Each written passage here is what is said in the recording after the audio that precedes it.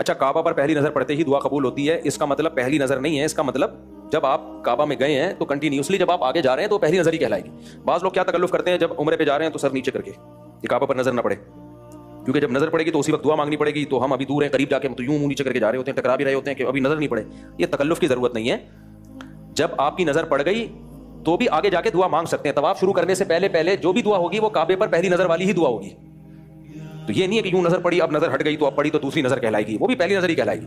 ایسا تکلف کر رہے ہوتے ہیں لوگ، بلکہ کہہ رہے تو سر نیچے بالکل یوں کر کے جاؤ، قریب جا کے پھر یوں اٹھانا. تو یہ اس تکلف کی ضرورت نہیں ہے، اسلاف میں کہیں بھی یہ نہیں ملتا. تو جب آپ گئے تو آپ کی نظر پڑ گئی، کوئی بات نہیں، آپ آگے جاؤ آگے جاؤ، پھر نظر ہٹ بھی جائے کوئی بات نہیں. طواف شروع کرنے سے پہلے یعنی کوئی دوسرا عمل شروع کرنے سے پہلے آپ نے کیا کرنا ہے؟ دعا مانگنی ہے. تو وہ دعا وہی دعا ہے، کعبے پہ پہلی نظر والی دعا ہے.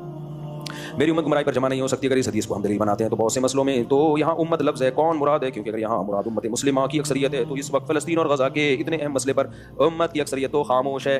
دیکھو نبی نے جو فرمایا میری امت گمراہی پہ جمع نہیں ہو سکتی، اس کا مطلب ہے نظریاتی طور پہ. نظریاتی طور پر یہ فلسطین کا مسئلہ ہے، اس میں تو امت اکثریت فلسطینیوں کو مظلوم سمجھتی ہے، تو گمراہی کہاں ہے؟ باقی مدد کریں کیسے، یہ سوال پیدا ہوتا ہے. اگر مدد کے وہاں راستے کھل جائیں نا تو 2/3 امت پہنچ جائے گی وہاں پہ. تو راستے نہیں ہے، کسی کے پاس کچھ بھی نہیں ہے. تو مالی امداد اگر کوئی کر سکتا ہو تو وہ بہت لوگ بھیج رہے ہیں وہاں پہ امداد.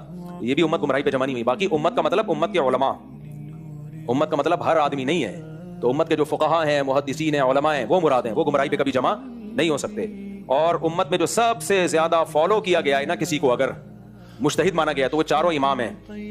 اور ایک طویل عرصے تک ان چاروں اماموں کی اتباع پر امت جمع رہی ہے صدیوں تک. تو اس لیے بعض علماء نے اس حدیث کا یہ بھی مطلب دیا ہے کہ چاروں امام کسی بات پر جمع ہو جائیں تو وہ اجماع امتی کہلائے گا. کیونکہ اگر اس سے اختلاف کیا گیا تو وہ بہت بعد میں اختلاف کیا گیا، یہ پہلے اختلاف تھا جو بعد میں